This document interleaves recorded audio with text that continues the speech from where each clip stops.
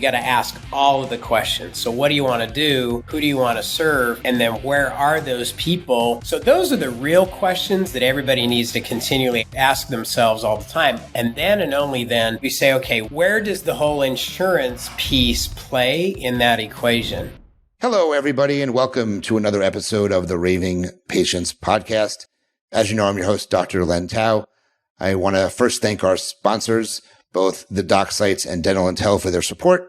And I want to remind everyone about my event coming up September 29th and 30th in Delray Beach, Florida, called Supercharge Your Dental Practice. More information to follow. So today's guest I'm really excited to have on is Stephen Anderson from Total Patient Service Institute and the Crown Council. And we're going to be talking about today, should you be insurance free? So please welcome to the Raving Patients Podcast, Stephen Anderson. Steve, thanks for joining me today. Good to be with you. What I want to do is I want to start by reading your bio for everyone, and then we'll get into the content part of this. So if there was one phrase to describe Stephen J. Anderson, it would have to be the yes man. He has worked with professionals around the world to transform their practices, businesses, and their teams to top 10% performance status with innovative patient service systems that make it easier for patients to say yes to treatment. He has worked with some of the biggest names in dentistry to build their practices. His systems transform practices and the people in them. He has been named Dental Businessman of the Year by Excellence in Dentistry. He is a founder of the Total Patient Service Institute, Crown Council, and the Smiles for Life Foundation that has raised nearly $50 million for dental and children's charitable projects around the world, and Ely University, a career development program giving high school and college students a 7-year head start on their careers. He is one of the most prolific entrepreneurs, authors, philanthropists, and presenters in dentistry. So that's a pretty amazing bio you've got there. You obviously have given a lot back. I know a lot of what you do is giving back to people in the community. So I thank you for that. That's great, and I appreciate that. So let's jump into what we wanted to talk about today, which is the topic is, should you be insurance free? So of all the topics that you have, and you talk about many things, can you kind of start by saying why we picked this topic to talk about today? So, Len, you and I have been doing this for a minute or two. And in all the years that we've done this, today, we're taking more practices out of network than we ever have in the last 3 decades. And it's not because we're necessarily pushing it. Our whole team at Total Patient Service, we call it TOPS for short, we're constantly working with practices to increase their performance, their production, their case acceptance. And this is what's come to us is this question comes to us every day. I get phone calls from dentists, and that's what they ask me is should I be insurance free? And here's all the reasons why I'm thinking about this. With rising inflation, costs are going up, staff costs are going up, interest rates are going up, the cost of doing business continues to go up, but yet the people that we've contracted with that are supposed to be reimbursing for the work that we're doing, they're cutting the fees. It makes absolutely no logical sense what's going on. It's not sustainable. So should we get out of network? So that's the question. That's not my question.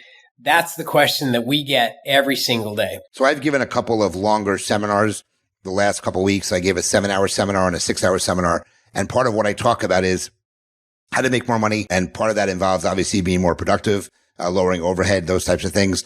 And one of them is really making the decision to decide to, get out of the worst, at least the worst insurances. But in this case, taking it one step further and becoming insurance free. I was very fortunate. I bought a practice in 2007. Dentist had committed suicide, but it was a fee for service practice. It was not an insurance practice. The only type of insurance, we ended up taking was when I brought an associate in 2017. She decided she wanted to go in network, and it caused a whole slew of problems in the practice. It was one of the biggest mistakes I made in clinical practice was to, and as an owner, was to go into network for this associate. It put a big damper on the practice. But I talk about getting out of insurances. And, when I ask people why they do not want to get out of insurance, the number one answer is, well, I'm going to lose patients. So, and I think there's definitely ways around that because you're taking at least your lowest producing insurances and you're getting rid of them. You're fitting more time in your schedule to do the higher producing procedures, and you have more time to yourself. So there's a win-win from everything. So, let's first jump into one of the things we wanted to talk about, which is Let's talk about the economic factors that are forcing this question to be said in the first place. What's going on in the world, the industry itself, why patients or why doctors want to consider or should consider getting out of insurance? Part of the philosophy, Len, is that I've always been a big believer that sometimes the biggest crises can create the biggest opportunities. There is always an opportunity in some of the biggest setbacks, failures, or misfortunes. And we're in the middle of one right now. With all the factors we've already mentioned, it's forcing the question. And if I could suggest this, it's the wrong question. Quality questions create quality outcomes. And if you don't ask the right question, you're going to come up with the right answer. So let me take a couple of steps back. Insurance is not the question. It's a factor in the whole equation, but it is not the first question that we should be asking. So this goes back to basic business principles. Let's take a look at what those are. First, the first question that all of us, every dentist needs to be asking is, first and foremost, what kind of a dentist do I want to be? One of the most beautiful things about dentistry is everybody needs a dentist. Even people without teeth need a dentist. So you've got a market that consists of every living human being needs somebody who can take care of their oral health. Well, you can't be everything to everybody. So one of the first and most basic fundamental questions you got to ask is, what kind of a dentist do I want to be? And what kind of dentistry do I want to do? That's number one. And that evolves. Len, as you know, that in your practice life, that changed over time as you learned how to do more skills, you learned how to do new things. The kind of dentist you wanted to be evolved. So question number one is, what kind of a dentist do I want to be? What kind of things do I want to do? And then question number two is, who do I want to serve? I can't serve everybody. So who do I want to serve? So if I get those two questions answered, then the next question is, where does that overlap with the need in the marketplace where I am or that I want to serve? So let me give you a quick example of this where there's a huge disconnect. I had this question asked to me several years ago by a dentist in a town that was I call it a tertiary market. That's not a big city, not even a secondary, smaller, I won't call it rural, but certainly not suburban. And he had made the decision that he wanted to do high-end cosmetic dentistry, veneers, full mouth restoration, the whole deal. He was getting out of network.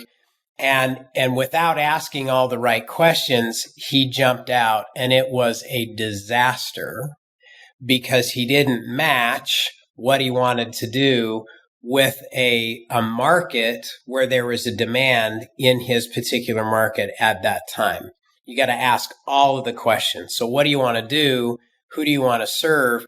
And then where are those people that want what you propose to provide? So those are the real questions that everybody needs to continually ask themselves all the time. And then and only then do we say, okay, where does the whole insurance piece play in that equation?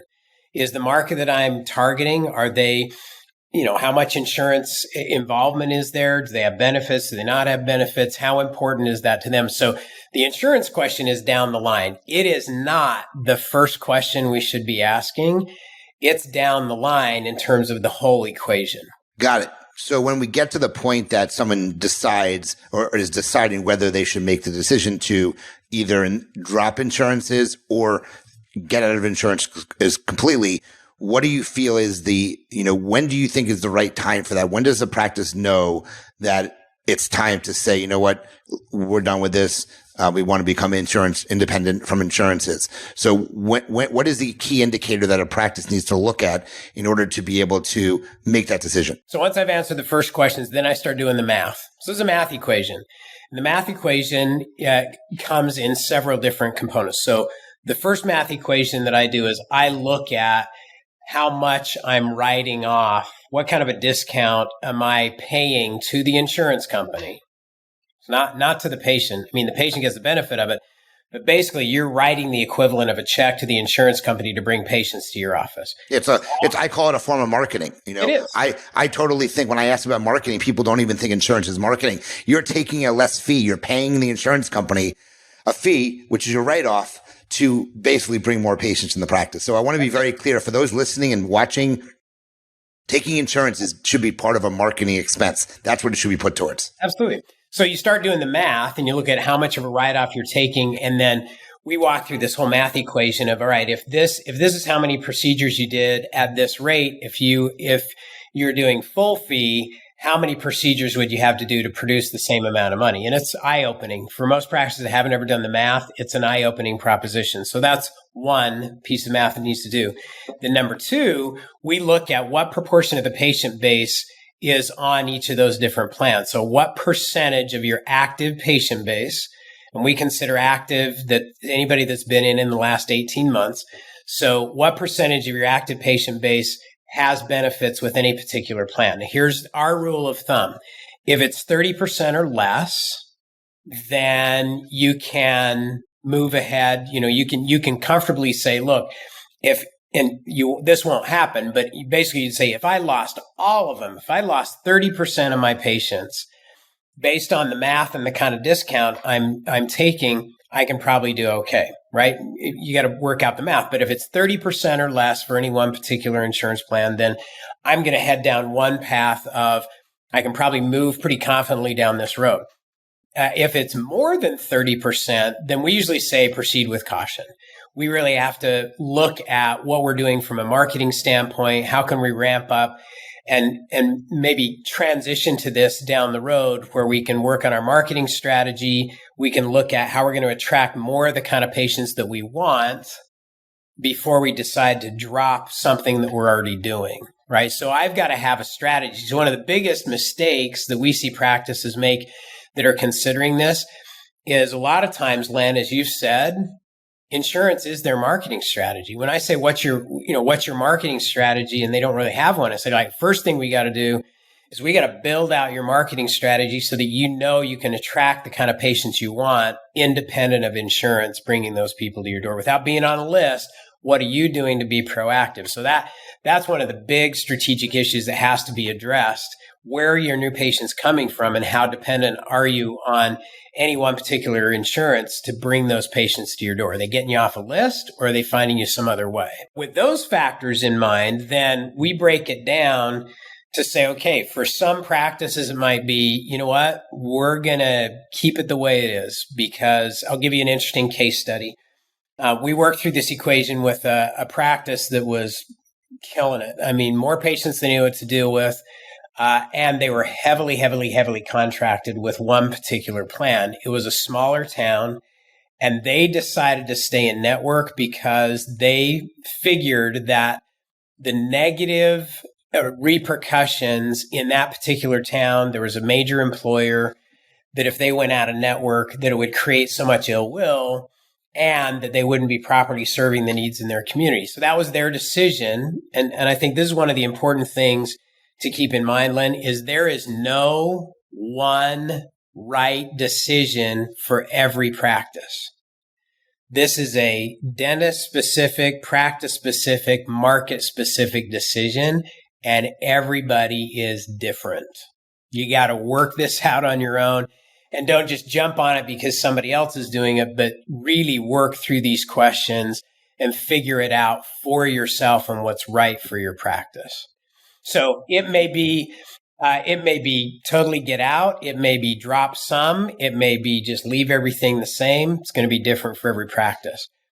So that it's all about the questions that you ask. Now, Len, what do you think is the biggest mistake practices make when they make the decision? They say, you know what, we're out. We're going to get out of this particular plan. Biggest mistake they make, and everybody wants to do it. It is the biggest mistake.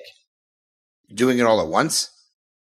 Here's the biggest mistake. I don't know why this is, but for some reason, everybody feels compelled to write a letter to their patients and tell them they're bailing out or getting out of network. Everybody wants to send the letter. If you don't remember anything from this discussion today, but this one thing, if you ever decide to get out of any particular plan, don't send a letter. Just resist the temptation. Don't send the letter, because then if you got a letter from your physician or any other healthcare provider that says we're no longer going to take your insurance, what does that message come across to you? What is it really saying? Well, basically it's an invitation saying we're out and so are you. You got to find somebody else to do your work. That's the message, regardless of how you write it. The moment you say, that we're changing our relationship with your insurance, then they see that as an invitation, like, I got to go somewhere else. And on top of that, they will get a letter from the insurance company telling them that they got to pick another dentist because you opted out. So don't send the letter. There's a lot better way to do this that's a lot more effective, that will result in higher patient retention. Just don't send the letter. It's like a mass exodus. People are going to want to exit, and you'll lose patients left and right. They'll call, I want my records transferred, and you have you can't really explain anything at that point. So that is obviously something that everybody does. Similar to when I sold my practice, there was a letter sent that I was no longer the owner anymore. Bad idea. And people didn't want to come and see the new owner. So what is your recommendation in that case to do when someone's deciding what to do with the insurances like that? All right. So here's the prescription. Once you've mapped out your strategy, then you're going to map out your timeline. This is not something that you do overnight. So typically what we recommend is that you map out a timeline that is 6 months, at least 6 months in advance. So 6 months down the road. So if it's now, let's say July, and I say, you know what, we're going to drop XYZ plan. I'm going to go out 6 months and I'm going to say, okay, we're going to look at January as the exit point. Now, why do I go out 6 months? Well, because you have all those people coming in for recare that you want to know that you're changing potentially. So you're letting them know in person. You're not letting them know via a letter. Face-to-face. Dentistry is a relationship business.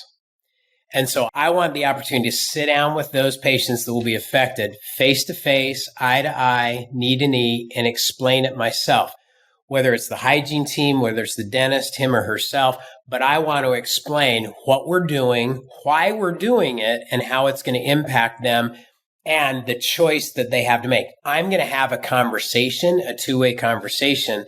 I'm not just going to send them a letter.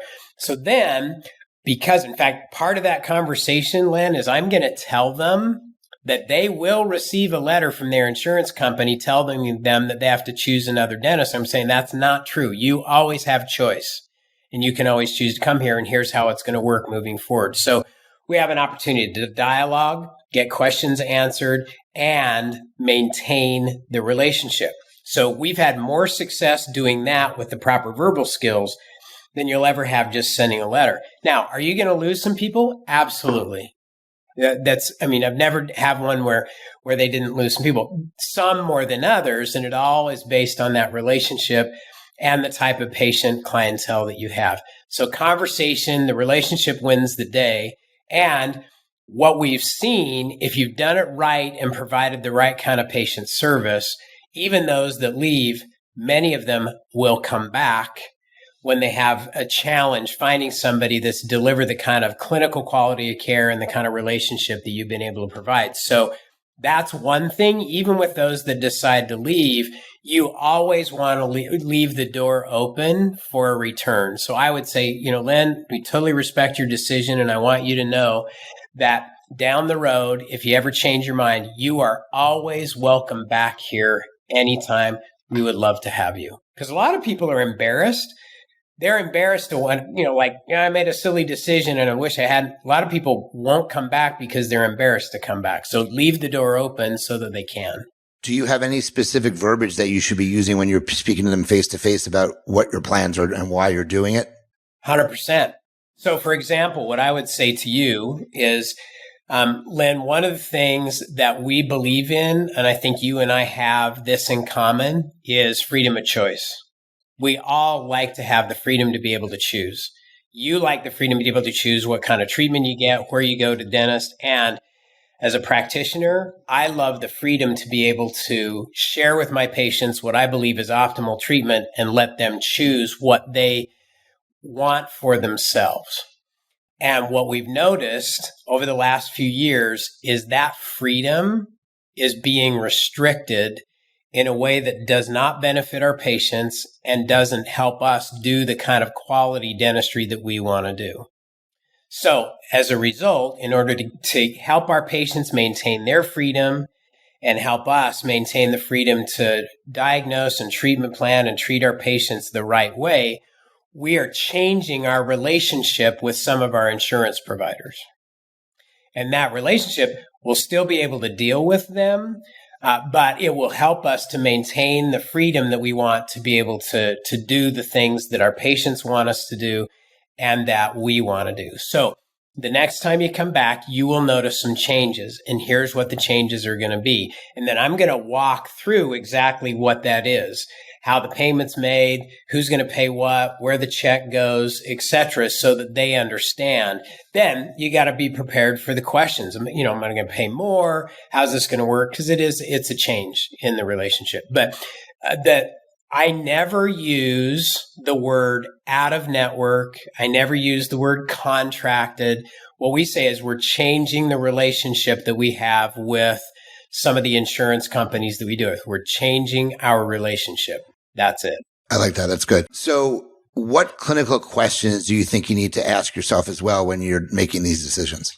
Okay. So here is the first thing when I have a dentist who calls and said, should we go insurance free? The first question I ask them is, what kind of dentistry are you doing? Let's do a procedure code analysis and let's take a look at what you're doing. And if not just the majority, but if 80%, Len, of what they're doing is crown and bridge, that's it. They're doing bread and butter dentistry. I'd say we need to take a real close look at this, because you have to define what your point of differentiation is. What is it that separates your practice from the practice down the street in terms of not only service, but the types of services that you provide? Because if you're doing what everybody else is doing, then if you haven't differentiated yourself, what's the only thing they have left upon which to make the decision? Price, right? So unless you have some type of compelling benefit or point of differentiation, the types of services you're doing, what are you treating? How are you treating it? What kind of dentistry are you doing? Then that's the first question I'm going to ask myself, because typically most of the practices that we work with that are insurance free have expanded their services. So they're doing more dentistry on their patients, right? So they've expanded their clinical expertise so that, they're doing implants, they're doing cosmetic dentistry, they may be treating sleep apnea, they may be doing a lot of these things that maybe not every other dentist is doing.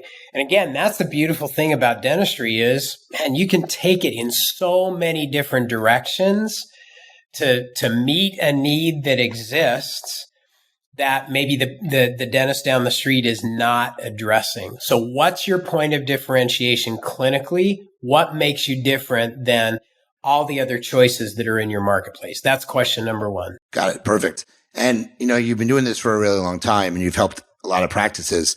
And so you probably have gotten feedback from the patients themselves. So one of the things is, what do the patients think? What do they want?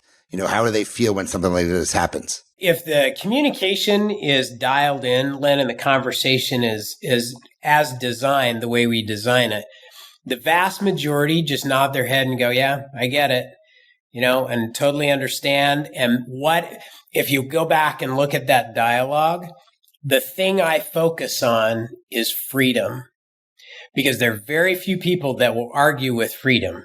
I think that's one thing we can all agree on is we want the freedom to choose. That's one of the reasons we love America is we have the freedom to choose here. It's not dictated. So I focus on that. And most people, when you focus on that, they'll go, yeah, I want the ability to choose, and I want you to have the ability to treatment plan the way that you feel is needed. So the vast majority, 80% of them will agree.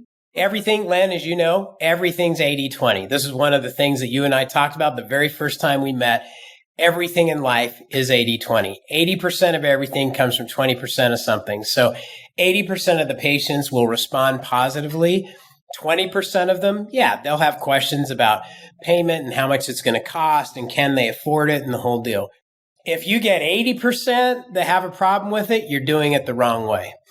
So I think that's, you started out this discussion by saying, dentists say, well, I don't want to do it because I'll lose all the patients. Well, done wrong, yes, potentially. Done right, our experience has been 80% retention. Got it. So we have only a couple of minutes left before we go into the Q&A part. Is there anything else you wanted to make sure you cover from a perspective of this topic? Should you be insurance free? I would land with this. Don't make this decision in a vacuum. Don't make it emotionally. Don't just get so fed up with it one day, say, I'm done. You got to walk through the math. You got to do the equation and make sure you're making a logical, well-founded, strategic decision. So if I can share this resource, we've created a free resource that'll walk you through some of the steps. And it's the same title as our program. Should you be insurance free? It's a free download. The easiest way to get it is just to email us. Just email answers@totalpatientservice.com. Answers@totalpatientservice.com, and just ask for Should You Be Insurance Free ebook, and we'll send you a copy of it. It walks through step by step. Here's the steps you need to take, how you need to take them, the right questions to ask, and the timing involved to do it right. Perfect. All right. So let's shift gears. I'm going to read some questions to an app called Poddex. They're all business type questions. First question, how did you build a successful customer base? With tapping into the kind of customers that I wanted more of, right? Birds of a feather flock together. So target the right kind of people in the beginning, and they will refer other people just like them. Got it. Okay.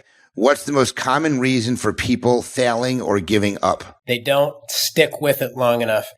My research, my thesis project in business school, Len, was why businesses fail. 80% of businesses fail within the first 5 years. They don't have the capital or the resources to endure through the tough years to be able to get into momentum. So you got to have the resources and the firepower to stick with it. It's not going to happen overnight. You got to be able to be persistent and push through that 5-year mark. Okay. Have you ever turned down a client? 100%. Yeah. If it's not a fit philosophically, or if I don't think we can affect the change that they want to affect, absolutely, I'll turn them down. If you had one piece of advice for someone just starting out, what would it be? Get a mentor. Surround yourself with people who have done it, and ask them as many questions as you can, and shut up and listen. Be coachable, be a student, and learn from the people who have done it before so you don't have to make the same mistakes. It's funny. The next question was, who do you think is your greatest mentor, or who would you like to have as a mentor? Len, I've been surrounded by just some of the most amazing mentors. And I got challenged on this early on in my career. So my first business partner was Walter Haley, who you met when you first started out in practice a long time ago. Walter was a multimillionaire serial entrepreneur. And when I first met him in college, he challenged me to go get a mentor. I ended up getting 60. So I went around and interviewed 60 different people that were doing things that I thought I wanted to do, that helped me map out what I wanted to do career-wise when I got out of college. And it was the most valuable learning experience I had had to that point in my life. And I still do it. You're never too old to have a good mentor or mentors. I agree with that.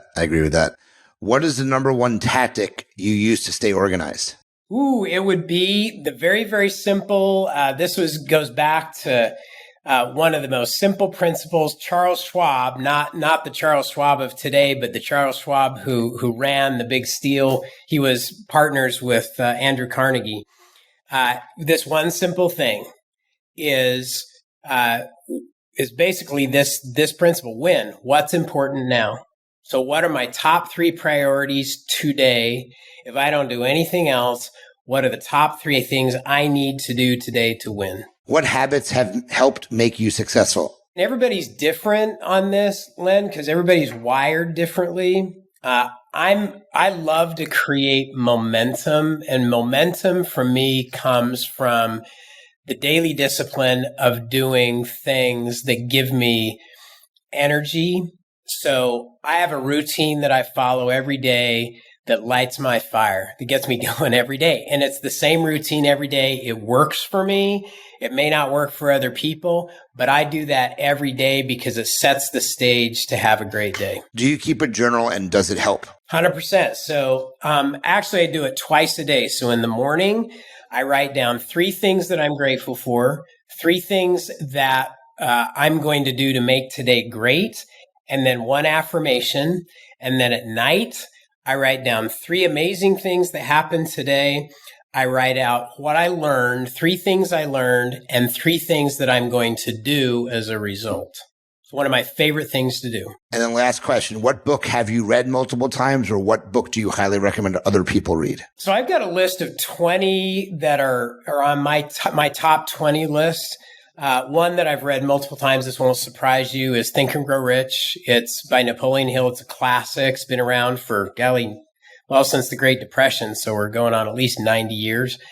So I recommend that to everybody. The very first one that I read, I tell a funny story about this. When I was in the 3rd grade, open reading assignment from my 3rd grade teacher, I picked How to Win Friends and Influence People. There's something wrong with that as an 8-year-old, but that was my choice. I was raised by an advertising guy. My dad ran the largest ad agency in the Western United States. So I was surrounded by this kind of stuff. That was our library at home was filled with advertising, marketing, self-help, that kind of stuff. So that's awesome. Well, you did really good at answering those. That was one of the best ones that I've done. If people have any questions, they want to learn more about your stuff, Total Patient Services Institute, and even the Crown Council, which we didn't talk about today, what is the best way for someone to reach out to you? So our website, Total Patient Service, singular, totalpatientservice.com. That's our education and case acceptance, education and coaching brand. There's a lot of resources there, Len, that you can tap into, including our whole virtual online coaching platform. And then we're very easy to communicate with. If you go onto that website, you can live chat with us. You can send us a text message. You can call us. Very easy, but that's the easiest way, totalpatientservice.com. Perfect. Well, this was a great episode. You've obviously done this many times, so well You're done. A great host, man. I try. I actually heard one of my original episodes someone played for me, and it was a big difference between what I did now and what I did then. So I appreciate that. I enjoy this. I never thought I would be enjoying being a podcast host, but it's something I look forward to whenever I do it. So, but guys, if you like this episode, please share it. Please tell your colleagues. Please let them know about the episode Should You Be Insurance Free with Steven Anderson. We're on all the podcasting networks. Like us, review us, help grow the podcast organically, because I don't really advertise it at all. So that's number 1. Number 2, remember I'm having an event September 29th and 30th, 2023 in Delray Beach, Florida, called superchargeyourdentalpractice.com. You can go to www.superchargeyourdentalpractice.com to learn more. There's 18 speakers, 14 hours CE near the beach in Delray Beach, Florida. It's going to be a great event on the business and marketing side of your practice. So, and we're talking about it. One of the speakers there is talking about how to be insurance free too. So you get some of the similar stuff there. So, thanks, Steve, for joining me today. I really appreciate it. And as I end all my episodes, remember, your reputation matters. Until we talk again, thanks, Steve, again. We'll talk to everyone soon.